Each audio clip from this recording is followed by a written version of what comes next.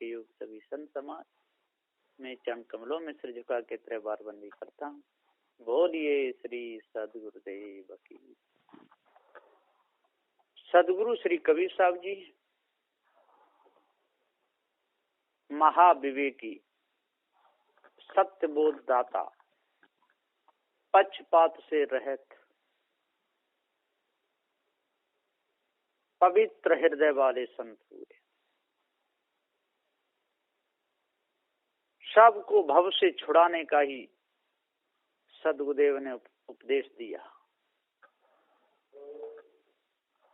अब उपदेश को सुनकर के कोई माने या ना माने, ये कोई चिंता नहीं थी सदगुरु श्री कबीर साहब जी को। उपदेश दे दिया और चल दिए, आगे बढ़ दिए। अब वहां के लोग माने ना माने ऐसी कोई चिंता नहीं, अब किसी को समझाने के पीछे पड़े ऐसी भी कोई चिंता नहीं। बस अपनी धुन में अपनी मस्ती में रहते थे सदगुरुदेव जी। शुद्ध भोजन पवित्र जहां मिलेगी या पा लिया, पानी मिला अच्छा शुद्ध पानी पी लिया, रहने की जगह अच्छी मिली सो गए, जंगल मिला तब भी कोई चिंता नहीं, नगर शहर मिला तब भी कोई चिंता नहीं। फक्कड़ फकीर सदगुरुदेव जी महाविद्वान, जड़ चेतन का भेद सदगुरुदेव ने बताया। सदगुरुदेव ने कहा राम राह संशय गांठ न छूटे, ताते पकड़ पकड़ यम लूटे। राम राह संशय गांठ न छूटे। हे चेतन अविनाशी, हे राम अविनाशी, तू ही तो राम है। तू अपने आप को भूल करके अपने से भिन्न कल्पना करता है। हे राम राम, तू क्यों विषय वासना भरम भूल कल्पना में डूब रहा है। राम राम, संशय गांठ न छूटे, और तेरे अंदर से संशय रूपी गांठ नहीं छूटती।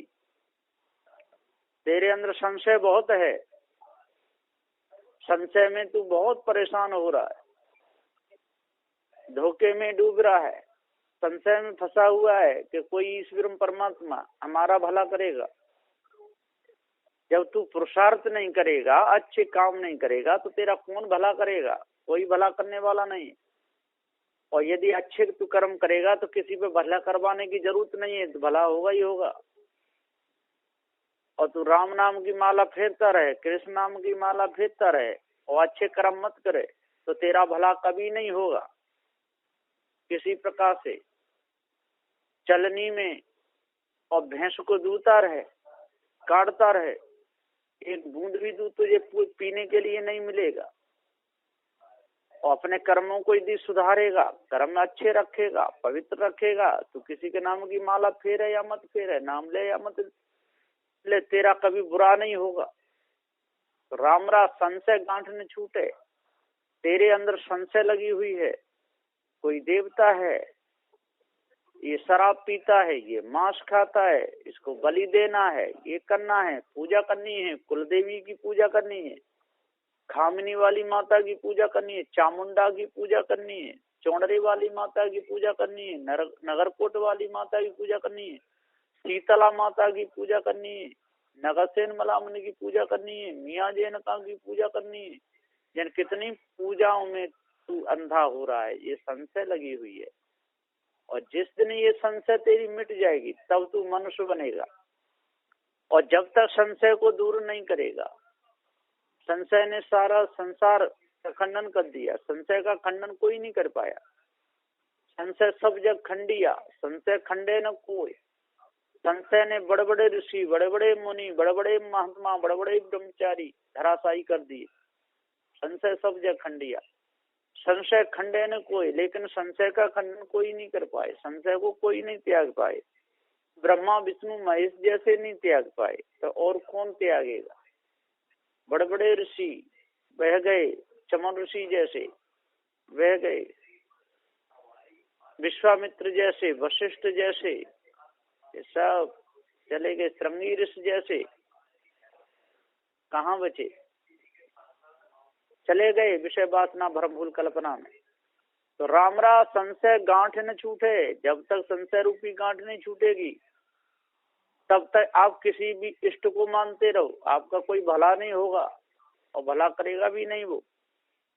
इष्ट के प्रति भाव रहना ये तो अच्छी बात है, इष्ट की याद करना ये भी अच्छी बात है, लेकिन इष्टों के कर्मों का बखान करते रहना, उन्होंने ऐसा किया उन्हें पाप नहीं लगा, हम भी करेंगे तो हमको पाप नहीं लगेगा, ऐसे सोच विचार करते रहना, ऐसा सोचते रहना, गलत कर्मों में फंसे रहना और धोखे में अपने मन को लगाए रहना, यही तो संशय है। रामरा संशय गांठ न छूटे, ताते पकड़ पकड़ यम लूटे, इसलिए आप लोगों को पकड़ पकड़ के यम लूट रहे हैं, आपकी वासना आपको लूट रही है, चिंता आपको लूट रही है, सोच फिकर सचपंज रंज गम में आप फंसे हुए हो, सोच फिकर सचपंज रंज गम दिल से दूर करो तुम, जब तक सोच को फिकर को सचपंज रंज गम को दूर नहीं करोगे तब तक आपकी संशय नहीं छूट सकती है। संशय है, बहुत बड़ी संशय है। हृदय से उठी हुई कल्पना, कर्मों को सुधारते नहीं हो और राम का भजन करते हो, ईश्वर का भजन करते हो, माला फेरते हो, शंख बजाते हो, अरे अपने कर्मों को सुधारो और कर्मों को सुधार करके तब इष्ट भाव अपने हृदय में धारण करो और उनके अनुसार चलो, पवित्र काम करो। यदि इसको इष्ट मार रहे हो, उसने भी यदि कोई बुरे कर्म करें तो उनको मत लो, उनको धारण मत करो, उनको छोड़ दो, जो अच्छे कर्म है उन्हीं को लो, है ना। आपको सेब संतरे काजू कुछ भी खरीदना है, खराब है उनको छोड़ दो, अच्छे ले लो, सड़े हुए फलों को मत लो, अच्छों को ले लो। किसी प्रकार से आपने किसी को माना है, उन्होंने अच्छे कर्म किए उनको करो, बुरे कर्म उनका बखान मत करो, उनकी बहुत बड़ी निंदा है, उनकी बेइज्जती है, उन्होंने तो जैसा करा तैसा तो अपने कर्म का फल भोगेंगे और आप जैसा करोगे ऐसा आप भोगोगे, जैसी करनी तैसी भरनी। तो रामरा संशय गांठ न छूटे, ताते पकड़ पकड़ यम लूटे, इसलिए यम पकड़ पकड़ के लूटते हैं, परेशान करते हैं। वासना आपके अंदर गजगजाती रहती है, वासना आपके अंदर भरी रहती है और आप सुख चाहते हो, शांति चाहते हो अब हमारा भला होगा, अब हमारा बुरा नहीं होगा, रामचंद्र जी हमारे सारे पापों को काट देंगे। कोई मूर्ख लोग तो राम की मूर्ति बना लेते हैं, उसके सामने शराब चढ़ाते हैं, मांस चढ़ाते हैं, ये बिल्कुल गलत है। कोई भी महापुरुष हो उनकी सद शिक्षा धारण करनी चाहिए, उनके सामने शराब चढ़ाना, मांस चढ़ाना, उल्टे सीधे उनको दोष लगाना ये महापाप है। हनुमान को दोष लगाना और भी महापुरुषों को दोष लगा देना ये पाप है। जैसी करनी तैसी भरनी, कोई भी करे। आज देश के प्रधानमंत्री हैं, यदि वो भी गलत कर्म करेंगे तो पकड़े जाएंगे, मुख्यमंत्री गलत कर्म करेंगे पकड़े जाएंगे, कोई भी हो, MP MLA या थानेदार हो, इंस्पेक्टर कलेक्टर कोई भी हो, है ना, पुलिस के जवान हो, मिलिट्री के हो, कोई भी हो, गलत जब कर्म करेंगे पकड़ में आएंगे, उनका भी कर्म उनको छोड़ेगा नहीं। पर उनने जो अच्छे कर्म किए हैं, अच्छी शिक्षा दी, देश का सुधार किया, उतना मानने योग्य है और मानना चाहिए, विशेषता उनकी गानी चाहिए। जो देश के राजा की जो बुराई करता है, जो गाली देता है, जो उनके नियम के अनुसार नहीं चलता, वो देशद्रोही होता है। अपने अपने कर्मों का फल जैसा वो करेंगे तैसा भोगेंगे। ब्रह्मा ने जैसे कर्म किए तैसे वो फल भोगे, विष्णु ने जैसे कर्म किए वो भोगे, महादेव ने जैसे कर्म किए वो अपने कर्मों का फल भोगते रहे। जितने भी ऋषि मुनि तुधारी थे, जैसे उन्होंने कर्म किए तैसे फल भोगे। लेकिन हमको तो उनके ज्ञान से, विवेक से, विचार से काम लेना चाहिए, उनके कुकर्मों को छोड़ देना चाहिए। उनका बखान किया है ग्रंथों में, जितने भी ग्रंथ हैं विष्णु के कर्मों का बखान कर दिया है, महादेव के कर्मों का बखान किया है, ब्रह्मा के कर्मों का बखान किया है। ऋषि मुनि तपधारी जितने हुए उन्होंने जैसे कर्म किए उनका बखान करते गए। और वो कहते हैं ये सत्संग हो रहा है, ये कथा हो रही है। ये कथा सत्संग कुछ नहीं हो रहा है, ये तो उनके दबे हुए जो कर्म है उनको उखाड़ा जा रहा है, लोगों को बताया जा रहा है। इसको सत्संग कहते हैं। ये सत्संग नहीं है। किसी ने प्यासे को पानी पिलाया, इसको धारण कर लो। कोई प्यासा मिले आप भी पानी पिला दो। किसी ने किसी के सिर में पत्थर मारा, वो मर गया और बड़ा पुरुष था। अब इस अवगुण को तो धारण कर लेते हो कि हम भी ईश्वर के पुजारी है, किसी के माथे में पत्थर मार देंगे मर जाएगा तो हमको पाप नहीं लगेगा। अरे भैया क्यों नहीं लगेगा? कि वो बहुत बड़े थे, पुजारी थे, उन्होंने मार दिया, उनको पाप नहीं लगा तो हमको क्यों लगा? अरे तेरे को क्या मालूम है उनको लगा के नहीं लगा? जो कर्म करेगा, जो किसी को मारेगा, पाप तो उसे लगेगा। तू तो उतना धारण कर। उन्होंने जो पानी पिलाया था, एक बार एक प्यासा रो रहा था, एक ने पानी पिलाया, बस तू ये धारण कर ले, तेरे को कोई प्यासा मिले पानी पिला। कोई गिर जाए उसको उठा दे, तेरे पास पैसा है इलाज करा दे। भोजन कराने की क्षमता है तो तू उसे भोजन करा दे। ये तो धारण करना और ऐसा समाज में बताना, ये तो ठीक है। पर लोग उल्टी सीधी बात करते रहते हैं, धोखे के जाल में फंसे रहते हैं। उन्होंने जो कर्म करे उनको बताते रहते हैं। ब्रह्मा के सारे कर्मों का उल्लेख कर दिया। विष्णु ने जो भी कर्म किया वो सब दिखा दिया। अच्छे कर्म दिखाना चाहिए, अच्छे कर्मों का वर्णन करना चाहिए। उन्होंने अच्छे भी तो किए होंगे, उनको लोग नहीं। ग्रंथों में इतना लिखा है कि एक कभी कभी तो पढ़ने का मन नहीं होता, इनको दूर डाल दो। जिस समय मनु स्मृति पढ़ते हैं और उसमें लिखा हुआ है मांस खाना चाहिए कब, यज्ञ के नाम पर खाना चाहिए, देवी देवताओं को अर्पण करके खाना चाहिए। ऐसी बात जब लिखी हुई है, हिरण को मार के खा जाना चाहिए, घर में यदि खाने को है तो नहीं मानना चाहिए, यदि घर के पालन के लिए या कुछ है नहीं तो बेचने के लिए मानना चाहिए। अब ये कितनी बड़ी गंदगी है, कितना बड़ा दुराचार है। अब ऐसी बातों को हम पढ़ेंगे तो हमारा अंतःकरण कभी शुद्ध होगा? कभी नहीं हो सकता है। ये सारी झूठी बातें हैं, कल्पना है। कर्म का दंड भोगना पड़ता है, चाहे यज्ञ के नाम पर पशु को काटो, चाहे वैसे मांस खाने के लिए काटो, और चाहे आप डंडा लेकर के तीर तलवार भारी लेके चल रहे हो, सामने आ गया मार के फेंक दो। दंड तो दंड आपको भोगना ही पड़ेगा। आपका कर्म बन गया तो राम राज संशय गांठ न छूटे, ताते पकड़ पकड़ ये लूटे। आपकी संशय गांठ नहीं छूटती, इसलिए स्त्रियां पकड़ पकड़ के लूटती हैं, और माया भी गुरबा लोग भी पकड़ पकड़ के लूटते हैं। पुरुष स्त्री को लूटता है, स्त्री पुरुष को लूटती है। माया भी गुरबा लोग धोखे के जाल में फंसे हुए हैं, फंसाते रहते हैं। 4 वेद 6 7 18 प्राणों की ये कल्पना सबके गले में लटकी हुई है। इस कल्पने में सारा संसार अंधा हो रहा है। जब तक इस कल्पना को, इस मूर्ता को, इस सत्ता को हम नहीं छोड़ेंगे, दुर्गुण दुराचारों को अपने हृदय से दूर नहीं करेंगे, जब तक शुद्ध भावना अपनी नहीं बनाएंगे, जब तक अपनी नजर को सही नहीं रखेंगे, तब तक हमारा अंतःकरण कभी पवित्र नहीं हो सकता। मन की कालमा कभी नहीं छूट सकती। राम संशय गांठ न छूटे, ताते पकड़ पकड़ यम लूटे। ताते राम संशय गांठ न छूटे, ताते पकड़ पकड़ यम लूटे। संशय गांठ नहीं छूटती है, इसलिए हमको लोग लूट लेते हैं। धोखे में फंसा करके जो भी हम कमाते हैं, 1 रुपया कमाते हैं तो 75 पैसा तो मायावी गुरबा लोग लूट लेते हैं। ये फलाने देवता है, इनकी इतनी भेंट है, इतना में इतने पंडित आता है घर में, सत्यनारायण कथा करता है, और झोली में से वो पीतल के ठाकुर जी को टेढ़ी टांग के निकाल के रख लेता है। इनकी भेंट 151 है, इनकी भेंट खाली 51 है, इनकी 21 रुपया है।